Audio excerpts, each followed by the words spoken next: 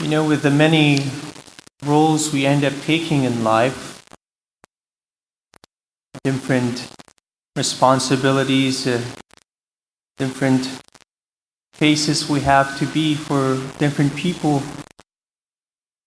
we might get caught up with living with a lot of masks, a lot of roles. We can get caught up with wanting to look like we have everything together. And I think there's a desire in everyone to make it seem that we're always on top of our game.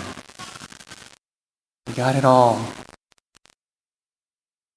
We're living up to the expectations that we've made for us. We want to show it. Realize how much easier it is to tell someone about a job you've done well than to ask them for help with something that you can't do well. Do we ever feel that about our relationship with God? In the first reading, we hear that God, who is a God of justice, knows no favorites. He cares for each of us as if there's only one.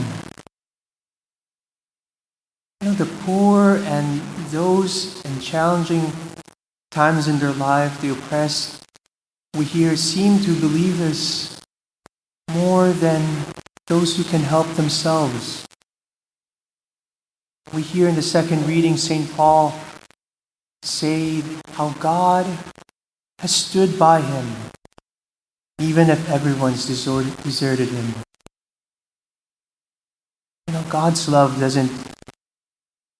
for us doesn't depend on what we do for him, how we look before him. He has loved us first. Can't do anything to earn or buy God's love. It's his gift.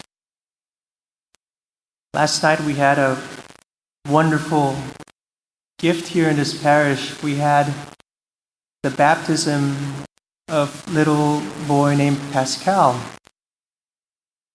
I want you to realize what a joy that is for community to welcome into this family of faith another Christian, another beloved of God.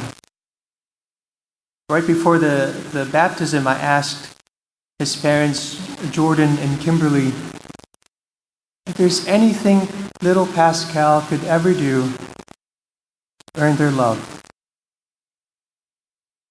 They say no, of course not. How much more is it for God the Father, for us? We can't impress God to love us. We'd be only trying to impress ourselves in that case. In the parable today, we see that contrast of one who bases his dealings and his relationships with God based on what he wants to show that he can do. How funny that the prayer the Pharisee prays, he mentions God, but he prays it to himself. Look how well I'm doing. And on a distance, we have the tax collector who simply recognizes that there's nothing he can do to earn God's attention or his love, and pleads for his mercy. If there's one thing we can take from this parable, it's that lesson on humility. Humility we hear so often about. Humility, brothers and sisters, I think is just being as truly simple and honest as we can about this truth. The truth that there is one God, and we're not not Him.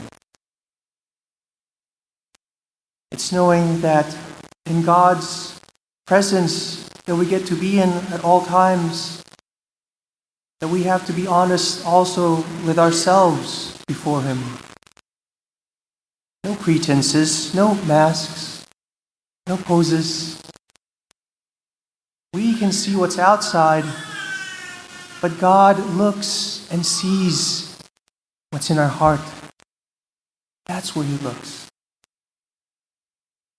It can be so much easier to invite God only in the shining parts of our lives, the good works that we do, where we stand out and above others.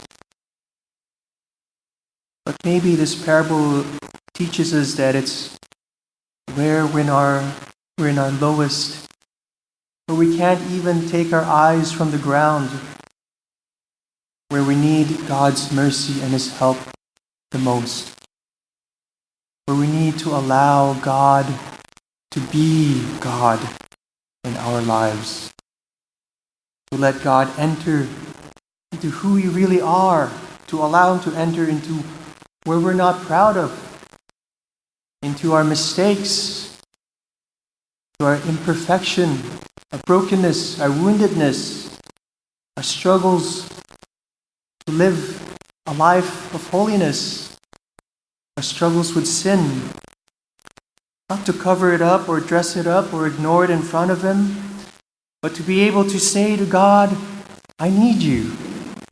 Have mercy on me, Lord. If we're truly honest, we can really have nothing to boast for except for the fact that Jesus Christ died for our sins. Jesus Christ died for our sins. God knows us much more than we can ever know ourselves. He knows everything. He knows the deepest, the darkest, the brightest aspects of our lives, those that we show to others and those that we try to hide from everyone and even from ourselves. And He longs to bring His healing, His mercy to us.